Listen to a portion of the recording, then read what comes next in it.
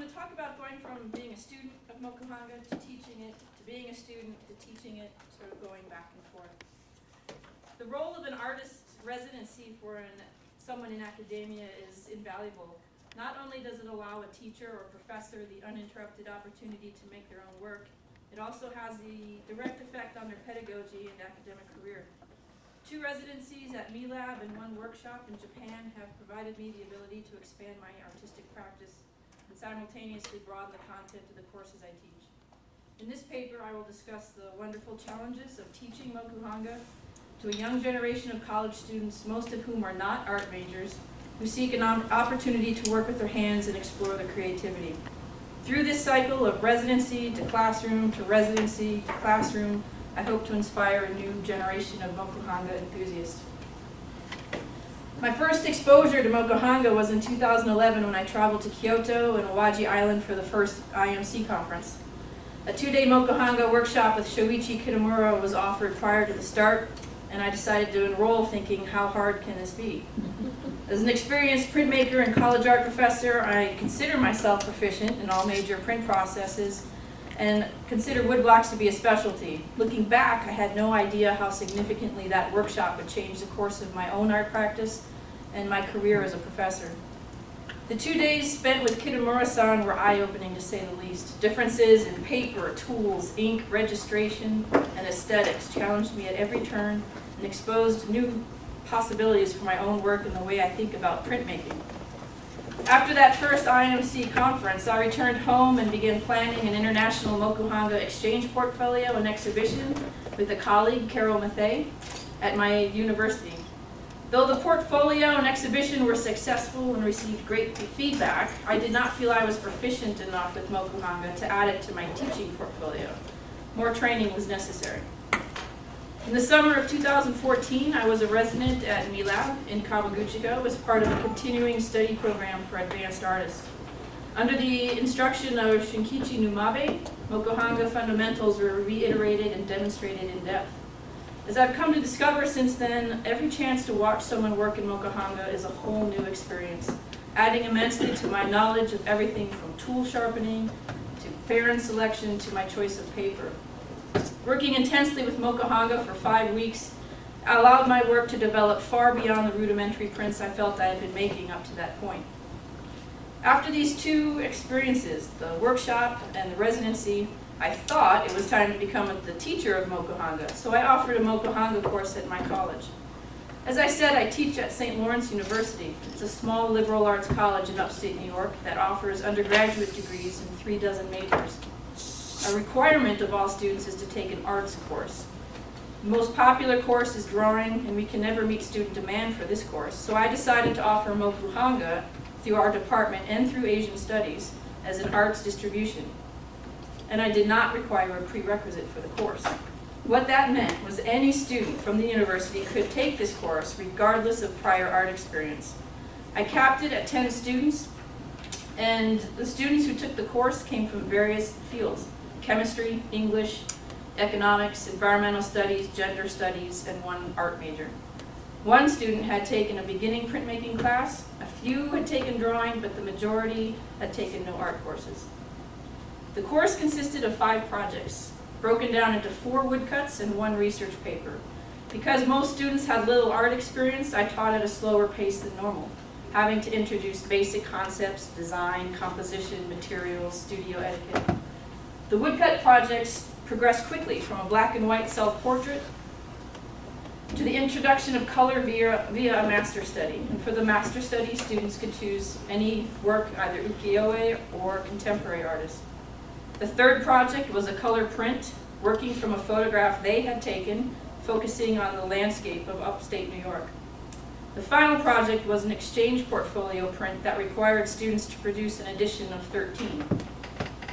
As I said at my university, I'm very fortunate because we have a wonderful collection of ukiyo-e prints. Though I had planned this course primarily as a studio course, I felt that I could not overlook the history of ukiyo-e and contemporary Mokuhanga. So I asked students to look at prints from the collection on numerous occasions. They selected 1 print and they wrote a short research paper on that print. Overall, I was pleasantly surprised by some of the prints that my students produced, but there seemed a lack of focus and integrity in the course. In the fall of 2015, I began teaching in our first year program. This is a commitment of teaching a freshman-only course for 3 years each semester. The past 2 years, in the fall, I co-teach with a poet, and we call the course The Pen and the Knife. We focus on poetry and printmaking. For the spring semester, I redesigned my Mokuhanga course into a seminar course just for first-year students and made it much more focused and intentional. The course is limited to only 10 students and has been much more successful than just the studio course that I offered before. What I lacked in the generic Mokuhanga course, I've made up for in this first-year seminar. One of the required tenets of teaching in this program is a focus on research skills. So this new class has fewer studio projects with equal emphasis on research and writing skills. Using the university's collection, students spend a lot of time looking at original prints, and they write 4 description and analysis papers as well as an 8 to 10 page research paper on ukiyo-e. Other requirements include oral presentations and studio critiques. The studio projects have been more refined and taught with better intentionality with each iteration that I teach this course. This past spring was the most successful version yet. I was fortunate with the 10 students as they were not taking it just for an arts designation, but because they genuinely seemed interested in Japanese printmaking. I introduced students to Mokuhanga with this course with a black and white self-portrait. Working from a photograph, students immediately have to make important decisions about positive and negative space, line versus shape, the reversal of imagery in printmaking, and the diversity of carved marks that they produce. The importance of the Canton registration is slightly lost on them until I add the next component, which is a second layer to the self-portrait. A third of the way through the semester, I introduced a second project, another master study. Students choose an existing ukiyo-e or contemporary print for this project and must do a small amount of research on the artist, the image, the genre. Obviously, their chosen images are complicated and originally had more printed layers than they are capable of reproducing. The objectives of this project are to simplify the image. Think about deconstructing, then reconstructing the image into something that they can manage. Refine their planning and carving. Think about layering colors and improve their printing. These are some examples of their master studies. The final project in this freshman seminar is an exchange portfolio. The theme for the past 2 years, chosen by the students, is centered around spirit animals or inner spirit. Students must produce an original color print in edition of 13. Because students receive copies of everyone else's print, they quickly realize the stakes are high and tend to produce interesting work. The exchange portfolio also opens them to another history of printmaking, the benefits of working in multiples, and the need to control the media and printing. These are examples. This is the third woodcut that they've ever done. This is for the exchange portfolio. This was an overachiever. These are a few others. When I taught this seminar course for the first time, I showed students how to make traditional stab binding for the books for their prints. This past year, they wanted to learn how to make clamshell boxes. So we spent the final 2 days of the semester making clamshell boxes for their exchange portfolios. In these seminar courses, the students must purchase their own carving tools, a V-gouge, U-gouge, a knife, small brushes, 2 wood blocks, and a student-grade baron. All other materials are provided by the university, various printing papers, watercolor and gouache, other carving tools, printing brushes, and additional wood blocks. Trying to keep the cost of materials affordable for students is always a concern, especially because of the specialization of the materials. Students went through many writing exercises leading up to their research papers. Time was spent looking at ukiyo-e prints from the collection, followed by a written description of one print and an analysis of the same print. This process was repeated, looking at a second selection of ukiyo-e images. Write a description, write an analysis. Students then chose one print, or possibly a triptych, on which they wrote a research paper. Visual analysis and description played an important part of their semester. Examples of the prints students wrote about included Hiroshige's Dyer's Quarters in Kanda, his Fujieda transfer from horse to manpower, the triptych of Tokoyuni's The Ghosts of Marahachi and Kukuno, and Kogyo's Koi no Omoni. Some of the information that the university has on these prints is very limited, so students did quite a bit of digging throughout archives to find actually more information than the university had on many of these prints. Academic courses are always being revised and adapted each time they're taught. The Mokuhanga studio course and the 2 iterations of the seminar course for freshmen are no exceptions. What I see as a successful aspect of the seminar course was the equal emphasis on the history of ukiyo-e in conjunction with the studio projects. Using extensively the prints from our collection on multiple occasions proved to be the hook that grabbed students' attention and really drew them into the process that they were learning. Conversely, in the first course that I taught of Mokuhanga, assigning just one research paper without offering sufficient amount of background, lecture, and discussion produced less than ideal outcomes in both the paper and in the prints the students produced. In the spring of 2018, I'll teach the first year Mokuhanga seminar course for the 3rd time. And though I'm happy with the success of the last class, I have more to offer, as I just completed another residency at MeLab this past summer. Once again, the teacher became the student and will go back to being a teacher. The 5-week advanced Mokuhanga residency at MeLab this past summer made it more clear to me the distance between what I know and what I teach. I'm very comfortable making my own Mokuhanga prints. Every residency has added to my repertoire and skill and ambition to produce better and better prints. The amount of information I've learned concerning the intricacies of paper, ink, barons, and printing will definitely affect my own prints. The challenge is to funnel some of that information in a controlled and non-overwhelming way into the seminar when I teach it again. As I stated at the beginning, every time I watch another person print or carve, or learn from a master baron maker, I'm humbled by how much there is to learn. Obviously, I cannot teach everything I know about Mokuhanga to 10 students in one semester. My greatest ambition with teaching either the seminar or the Mokuhanga studio course is to get students interested and hooked on Mokuhanga. Many of them may not take another studio art course while they are at college, as they have other major requirements and may not most likely be an art major. But maybe, just maybe, a few years after they are out of college and settled somewhere, they may see an exhibition of woodblock prints and remember the time they made their own prints. And maybe they will find the time to pick up their tools and try carving again. Thank you.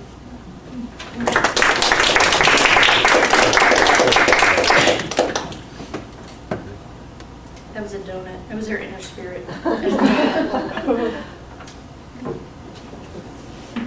Am I to answer questions now? Or at the end? There is a little bit of time. What happened, sorry, I don't know. Yeah, go ahead. What happened with all the students that they didn't have an art background? Did they continue doing, did they started to focus on art, or they Most of them, no.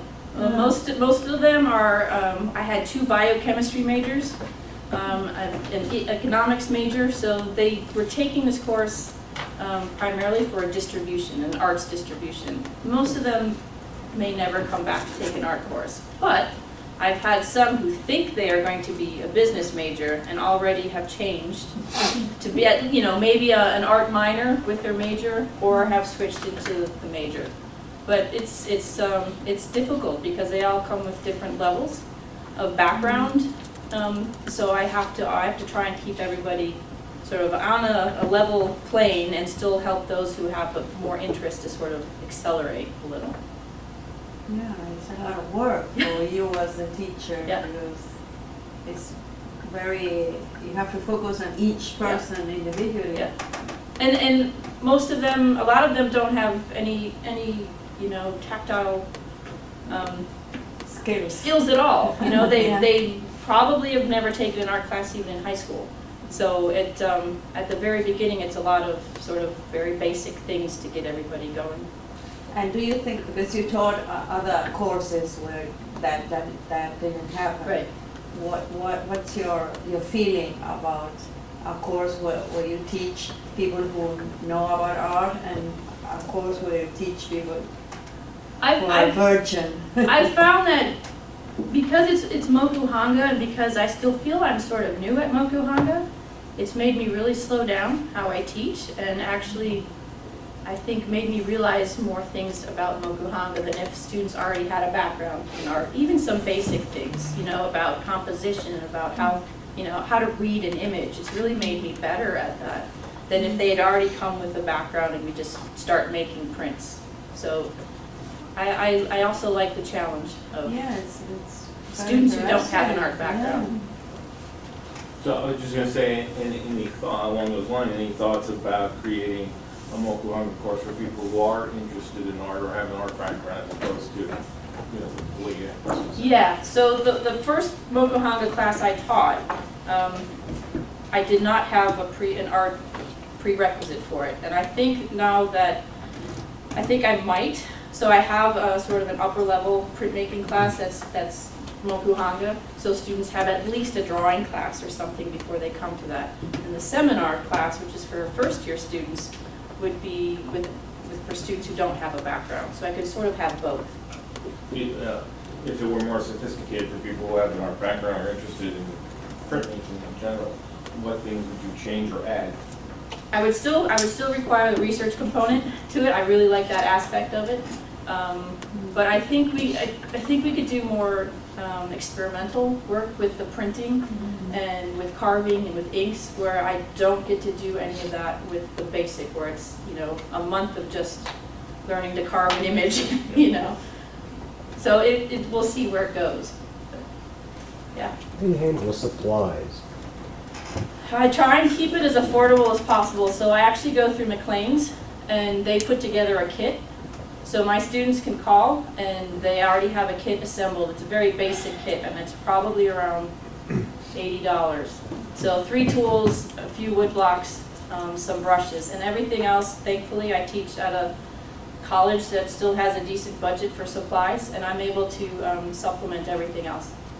All the inks. I get a little crazy ordering paper, and we order all sorts of paper to play around with, but I supplement most of the supplies. And having said that, I have the student who did the ping pong playing turtles. He's now a sophomore, and he's thinking of being an art major, but he came by the studio the other day and he asked if he could have some wood blocks. He's not in my class at all, and so I let students come in. Students like that, anytime they want to come in, I will find supplies for them to print.